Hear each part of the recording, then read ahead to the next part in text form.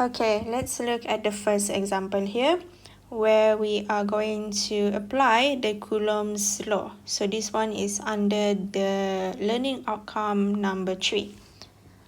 So what we have here, we have 2-point charges, Q1 equal to 85 microcoulomb, Q2 negative 50 microcoulomb. They are separated by a distance of 3.5 centimeter, as shown in figure below. So we have positive charge and negative charge away from each other. The distance here is 3.5 centimeter.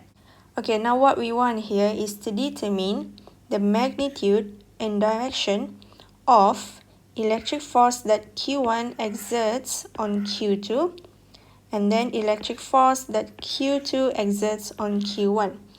Okay, so when we have two charges, okay, placed away from each other, so there are two charges here. Obviously, there will be force acting on the charges due to the charge next to it. So maksudnya dekat sini kita ada positive dan negative. So positive dan negative, they will attract each other. So attract each other, we have force going to the right, force acting on Q1 daripada Q2. So maksudnya force ni adalah daripada Q2 ke atas Q1. Dan daripada Q1 ke atas Q2. So the force, they will attract each other. So this force, they will be equal in magnitude. So magnitude force ni akan sama, but opposite direction. So direction akan berbeza. So direction dekat sini kita hanya tengok kepada diagram saja. So first thing you need to do is to sketch the electric force diagram. Maksudnya kita sketch lah direction of the force. So daripada sini kamu akan nampak F21 dia ke kanan, F12 dia akan ke kiri. Okay, so first question, what we want is the electric force that Q1 exert on Q2. So kita mau Q2 ni, number 2 ni di belakang sebab we want the force on Q2. Meaning that the force by 1 on 2. So F12, this is what we want.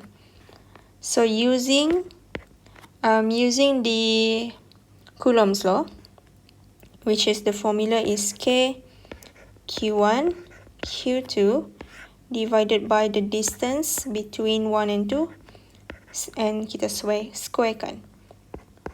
So just masukkan the value for K adalah constant. Constant is, it's 9 exponent 9, and then Q1 adalah 85. Okay, let me highlight here first.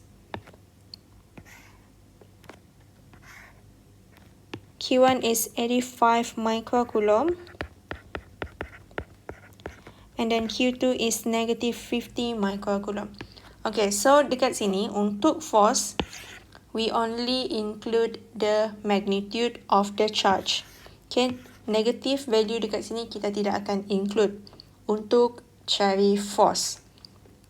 Because this formula here is actually formula from Coulomb's law, right? So Coulomb's law, we learn here that Coulomb's law only states that the magnitude of the electrostatic force, okay, dia hanya cakap magnitude sahaja.